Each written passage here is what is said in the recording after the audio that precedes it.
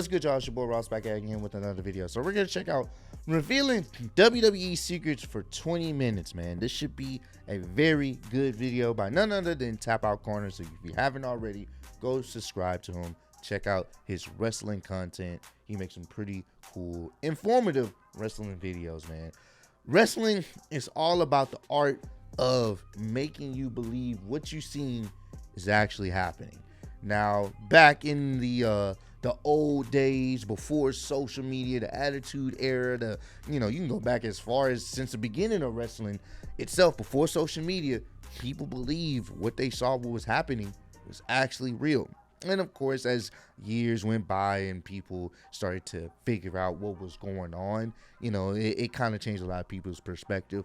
But it's still amazing when you can somehow pull off something and you're like, how did they do that? Or interesting spot, how did they make that person not really truly injure themselves with the spot they just did? So we're gonna check this out. It's always interesting to see the behind the scenes on how they do some of these things. Appreciate all the love and support on the channel, man. Let's do the damn thing. WWE uses a lot of tricks and secrets to create their iconic moments. Oh, not that like when match. Kane locked The Undertaker inside of a casket and set it on fire. Those flames were real, so how did The Undertaker escape and survive? Yeah. Well, after being chokeslammed and having the lid shut, Undertaker escaped through a secret door. At the bottom of the casket, there's a section of padding that can be pushed out. Since the casket was right next to the ring, The Undertaker simply pushed the padding out and That's crawled interesting. through the ring. Never knew Kane that. and Paul Bearer intentionally blocked the view so that no one could see Undertaker escaping the casket. 18 years later, The Undertaker avoided another near-death incident when Shane McMahon jumped from the top of the Hell in a Cell at WrestleMania 32. We saw how the dead man survived, but how did Shane avoid killing himself? Well, there's actually an airbag hidden underneath the announcer's table. And that's what they do now. I'm not sure when they started using the airbag. I know from Mick Foley's fall off the top of the Hell in a Cell, they didn't use airbag, which is probably why he got so injured. I believe that's the spot where his tooth got lodged up in his nose from the impact. But he literally just hit the table, then the cement ground. That was it. Now they have airbags under the table to kind of soften the blow because, you could dislocate a shoulder. You could really injure yourself just hitting the table and then the cement floor below. Yeah. So they had the airbags to cushion the fall, but it still looks pretty painful. You can see the bag deflating after McMahon hits the floor. This moment still had to hurt, but at least there was some cushioning. A less painful moment was when Kurt Angle sprayed Stone Cold and an army of wrestlers with milk. Classic moment. You might not believe this, but the entire thing is a lie. Sort of. That is not milk that Kurt Angle is spraying everyone with. Since the arena and all the wrestlers would smell really bad due to the milk spoiling, WWE instead had Kurt Angle spray water. To make it look like the Olympic gold medalist was using milk, they added white coloring to the water. Oh, never knew that. I actually thought they were getting sprayed with milk. That's awesome. Never knew that, bro. That came out of the hose was not real. The milk Kurt Angle drank at the end was, which created a problem. The milk stained Angle's shoes, and when he flew on a plane the next day, he smelled awful. There's only ever been 5 buried alive matches in WWE history, but when they do happen, it's pretty special. A wrestler wins when they bury their opponent inside a grave. No wrestler has ever actually died because of this match, so what's the secret? The first trick is that the grave is always built on what's supposed to look like a hill.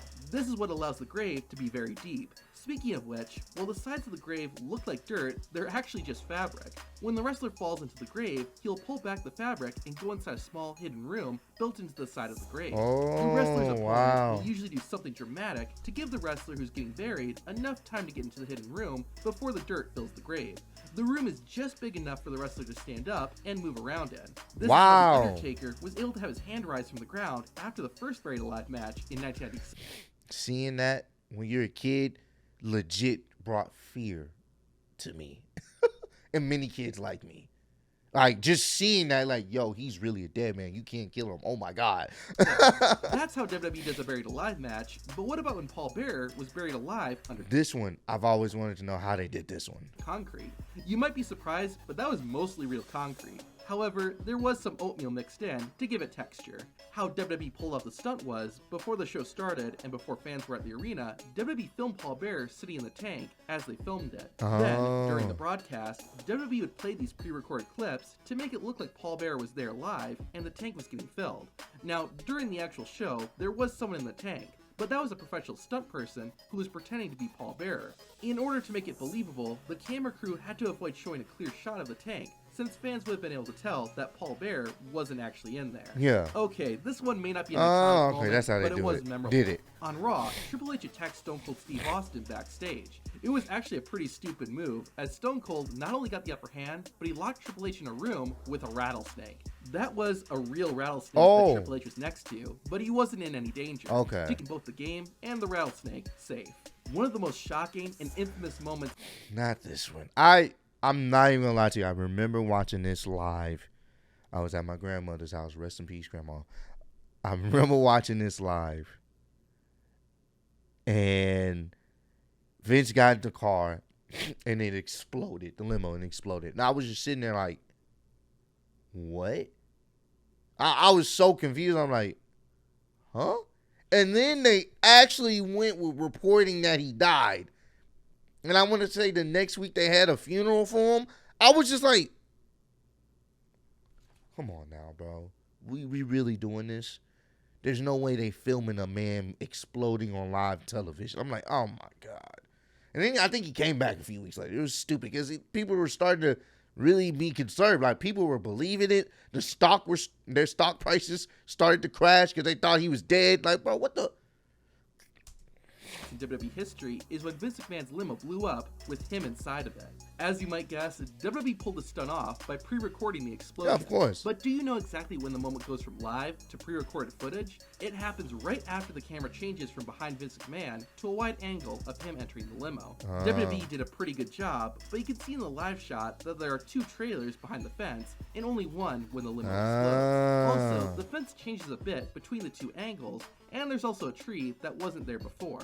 Now, to perform the stunt safely, after McMahon entered the limo, the camera stayed completely still. McMahon then left the vehicle, and once everyone was safe, the explosions went off. WWE cut the footage, so it looked like the explosion happened as soon as Vince opened the door. Something else worth mentioning is that for a single frame, you can see part of the device where the explosion came from. One of WWE's most disturbing moments was when Diesel saw himself inside a casket.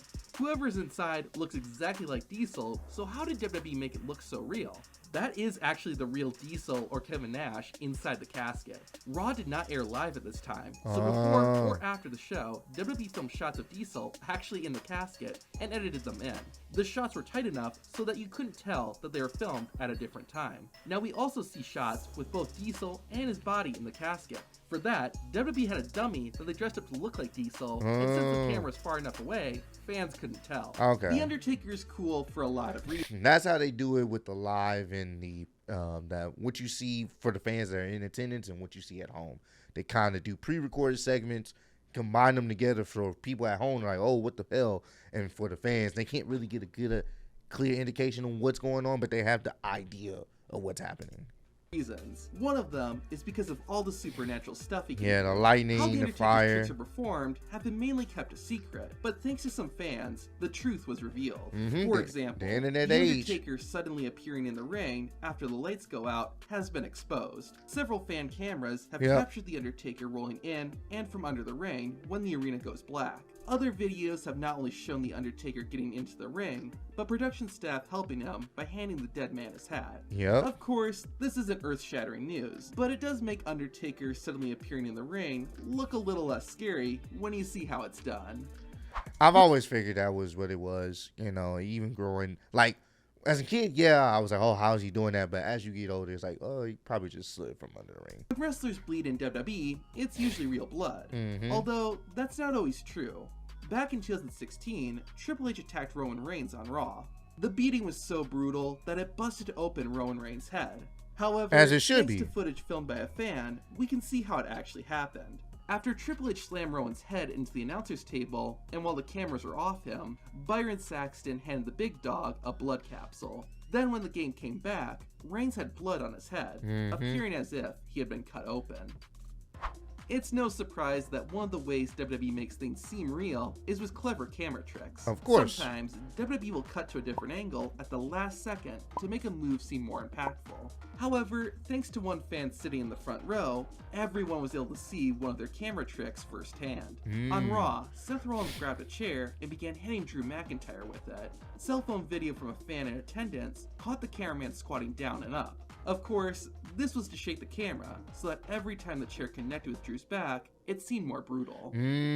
Pretty much. It's all about the camera work and like what they do in the production truck. That matters because it overall makes sometimes the moves and the impacts look that more devastating on screen, like for the viewers at home. This is an interesting video. We've talked about so far. I love this. To expose one WWE trick.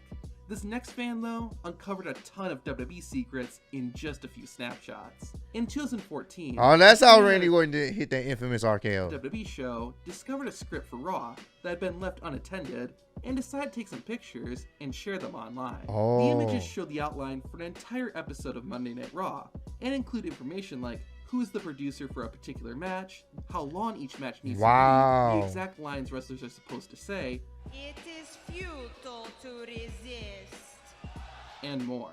Hopefully no one found out which WWE employee left the script unattended, because Vince McMahon probably would have something he would have liked to say. Oh yeah, he definitely would have been pissed off about that.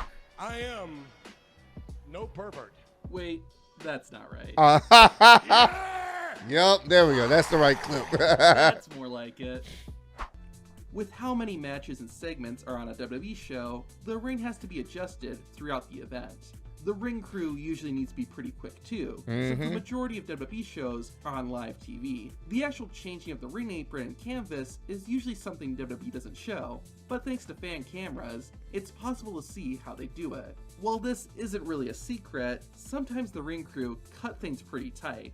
For example, at the 2017 Payback pay-per-view, the production staff were changing the ring for the Cruiserweight match. They might have been short on time or not going as fast, because Neville was making his way to the ring while the crew were still getting it set up. Oh, damn. Luckily, the WWE employees got out just before the champion got in the ropes. If you watch this on TV, though, you probably had no idea. Wow, that's crazy. You would have never seen that. That's so crazy how they were able to just get out right before he got in the ring. That's so Signs wild. are an iconic part of wrestling. Signs, bro. I wish they would allow people to bring signs like they used to. You can, but they're very strict. I know nowadays if they were to bring signs, bro, people would be so toxic, especially with the whole Vince McMahon situation. Oh my. Can you imagine the Vince McMahon signs you would see all over the arena? I actually do miss the signs, man. If it's something racist, something real disrespectful, yeah, confiscate it. But if it's something lighthearted and funny, cool. Granted, the Vince stuff will probably be lighthearted and funny, but then, Vince is not going to let that happen, so. It's a way for anyone to show their support. I miss those days, bro. Or to speak their mind. Yep. A majority of signs that you see in the crowd are real and are created by actual fans. However, WWE will make their own signs and put them in the audience to help push their agenda. During an episode of Raw in 2018, fans shared that WWE employees were handing out signs that said, "We want women's tag championships." Just a couple of months later, WWE would announce the creation of tag team titles for the women's division. Have you ever wondered why some wrestlers' legs look weird? Well, that's because mainly female wrestlers wear sheer tights under their ring gear. These tights are thick enough that you can't see through them, and there's a few reasons why wrestlers wear them. One reason is to protect a wrestler's legs from getting mat burns. Similarly, the tights hide bruises and other imperfections so that wrestlers look their best when they perform in front of fans. The sheer tights also prevent wardrobe malfunctions in case a wrestler's attire gets pulled during a match. Wrestlers pick a pair of tights that match their skin tone, and, with the right lighting, it's hard to tell that they're wearing an extra piece of fabric under their attire. The microphone is an iconic part of WWE, but often overlooked. It's also fake! Sort of. While the microphones used in the arena are real, the ones you see backstage are not. Instead, the audio during a backstage interview is picked up by a boom mic that's not seen on camera. The microphone that the interviewer is holding is just a prop. The reason WWE does this is so that the audio gets picked up clearly, even when there are multiple wrestlers being interviewed, and if the interviewer needs to walk away, viewers at home can still hear. Well, there's cameras in here. be kind of weird if there were cameras in the locker room if we didn't have an interview. All right, okay. Actually, I'm getting pretty good at this whole interview show thing. I think they're gonna give me my own. That makes sense because the mic is away. He's covering the mic, but you can still hear him clearly. That I never knew that either. I never really paid attention to that. That's so subtle, but you wouldn't really pick up on that unless you're like an audio tech guy. Join the WWE Network.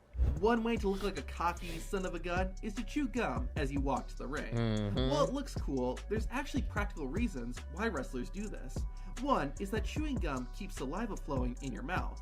This helps prevent wrestlers' mouths from getting dry so they can talk clearly with each other and plan out moves during the match. Didn't know that. Wrestlers can also spit out the gum after getting hit by a big move to make it seem like a tooth or spit got knocked out of their mouth, which that makes sense. That's why I'd be seeing you see that in so many matches. Someone gets super kicked. You see something flying and it look like a tooth. No, it's just their gum. Wow. This is really a lot of this I did not know. This is cool. Even more brutal.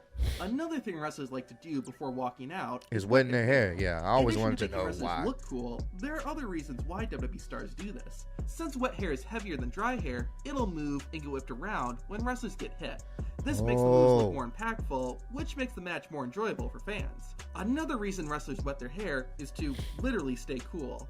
In addition to how physically demanding wrestling is, wrestlers also perform under bright, warm spotlights. That makes sense. To help keep them from overheating, wrestlers will wet their hair before coming out, or in Triple H's case, as you're walking towards the ring. Yeah. Sometimes, wrestlers do this to keep themselves from being burned.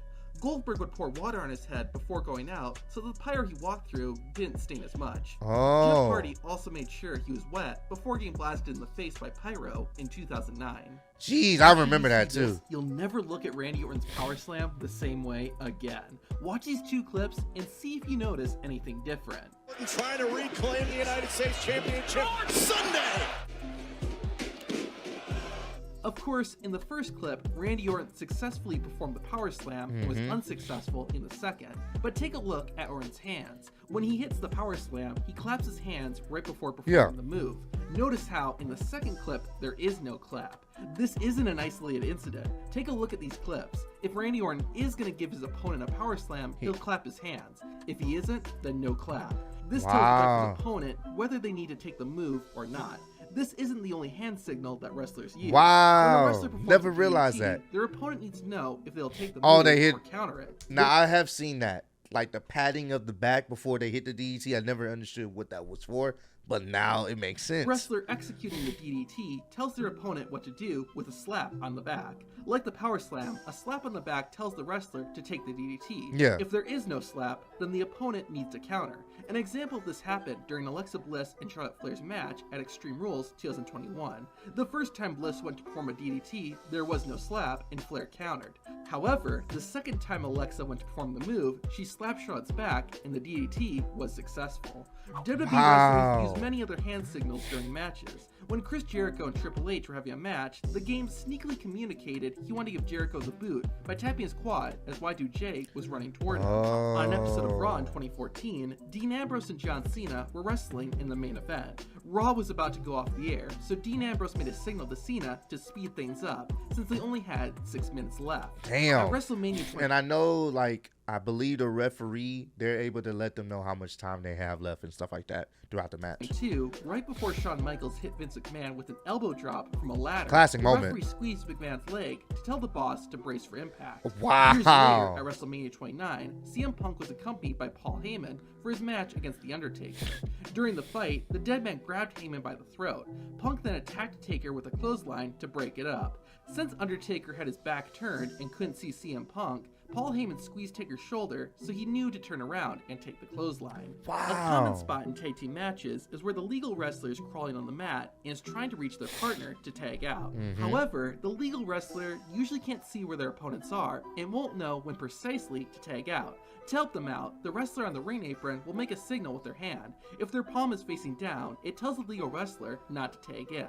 But when the palm faces up, that's the signal to make the tag. Now, you won't see every WWE wrestler do this, The reason might be that not all wrestlers are trained the same way. Yeah. Another reason is that some spots don't require precise timing, so there's no reason to make any signals. WWE referees also have their own secret hand signals. After a wrestler takes a big spot, like going through a table, the referee will check on them. Yeah. While it looks like the ref is just talking to the wrestler, they're actually putting their hand in the wrestler's hand. If the wrestler squeezes the referee's hand, that means the wrestler is okay. After getting the squeeze, the referee will raise a closed fist into the air. This tells the backstage personnel that everything is okay. Wow, this is so intricate and crazy. This is really blowing my mind. I love this video because you're finding little tidbits that you never would realize. And I'm gonna be like watching like these different these shows, these wrestling shows, a little bit more differently just from this video right here of seeing if I notice anything, like the little secrets.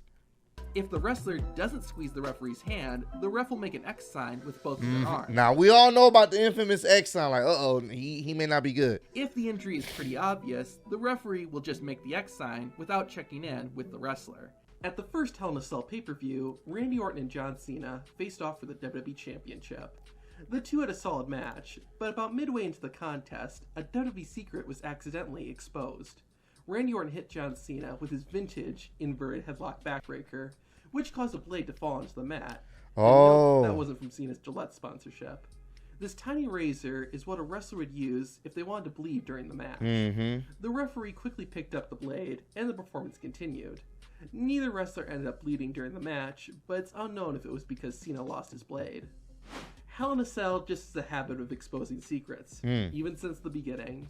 At the 1987 Bad Blood pay-per-view, Shawn Michaels and The Undertaker went face-to-face in the first ever Hell in a Cell match.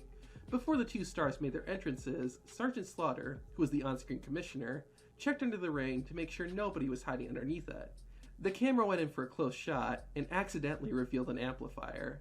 If you don't know, WWE places sound equipment under the ring so that when a wrestler hits the mat, it sounds even more impressive. Yeah. And they also do this in basketball that I recently found out as well, where they have like microphones, like I believe under the court or whatnot, so you can hear the dribble and all this other stuff, which is so crazy. Luckily for WWE, by the end of the match, everybody had forgotten about what they saw underneath the ring. Botch and Sin Cara go together like peanut butter and jelly. The Faceless One is completely innocent when it comes to this mistake. When Sin Cara debuted in April 2011, he jumped into the ring and fought off Sheamus. He damn near didn't make it. Right before the luchador dove in, the cameraman the camera angle, a bit too much and showed the trampoline Sin Cara jumped off of to make his entrance. The WWE camera crew got better at hiding this as Sin Cara continued to wrestle, but the masked wrestler's career didn't exactly start off on the right angle. Yeah, they automatically saw it. At WrestleMania 7, Jake the Snake Roberts took on the model Rick Martel in a blindfold match. Unfortunately, the illusion that both men were completely blind fell apart before the bell had even rung. While the referees were getting the blindfolds on each competitor, Jake pulled part of the cloth away, revealing two spots they could see from. Oh no. It didn't help that the camera was pointed directly at him either. Everything else went smoothly, but that botch at the beginning didn't help anyone suspend their disbelief. Yeah. This next one's a little different, but I think you'll enjoy it. Back in March of 2020, WWE held its first show in the Performance Center with no fans in attendance. Despite the lack of crowd noise, everything was going fine until he went to a commercial break. Bayley and Sasha Banks were wrestling Alexa Bliss and Nikki Cross, and once it was time for an ad break, everyone decided to stop wrestling. After all, nobody was watching. Except that people were.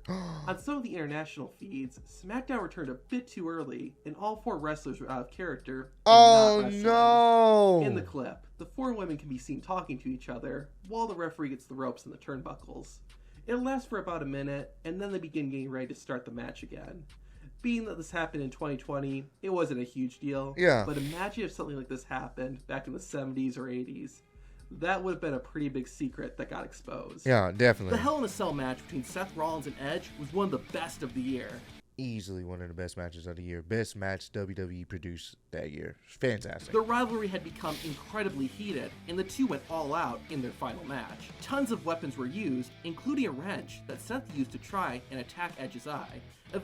After teaming with Bad Bunny at WrestleMania, I guess he probably had to cut it out for copyright reasons. If you see jump cuts on the video, that's probably what happened. Yeah, Damian Priest went back to being solo and took on The Miz and John Morrison in a handicap match. At one point, Priest performed an awesome flip over the top rope and out of the ring. Unfortunately, Priest's leg accidentally hit John Morrison in the head. Right after the move, cameras caught John Morrison quietly telling Damian Priest everything was good, as well as Morrison giving his opponent a love pat before getting back into character and selling the move. Damn. In addition to playing their role in the match, WWE referees also handle most of the communication. If there's something that WWE producers and directors want the wrestlers to know, they'll tell the referee by talking to him or her through the referee's earpiece. An example of this was shown live on Raw. Elias and Jackson Riker were facing off in a Symphony of Destruction match. While fighting, Elias accidentally got busted open. WWE has a no blood policy and likes to avoid it when they can, especially during their PG shows. Yeah. After Elias began to bleed, someone backstage told the referee to tell Elias to wipe off the blood, which Elias did immediately. This apparently wasn't communicated to the production crew, and the whole thing was shown on camera. WWE likes to make their wrestlers seem larger than life. There's all kinds of tricks and secrets they use to do this, and one of them was exposed live on Raw. Ray and Dominic Mysterio were being interviewed backstage when Austin Theory interrupted. The camera pulled back a bit too far and revealed that the interviewer was bending his knees. Yeah. Yeah. If you're tall and you're an interviewer, bro, like you're taller than the wrestlers and stuff like that, they'll tell you to like spread your legs or bend your knees so you're shorter. This I definitely knew about. In order to make the wrestlers seem taller. This is one of the reasons why WWE likes to hire women for backstage interview roles, since they usually don't have to adjust their height to make the wrestlers appear taller. Yep. This was a great video. I love this video, man. Some of these I did know, and then a lot of these I didn't know. So it will definitely have me looking at like the future matches a little bit more differently. So comment down below. Let me know which secrets you did not know about, which secrets you did know about. Let me know down below. But I appreciate all love and support on the channel. Road to 90K. Appreciate y'all kicking with me. See y'all next one. Peace.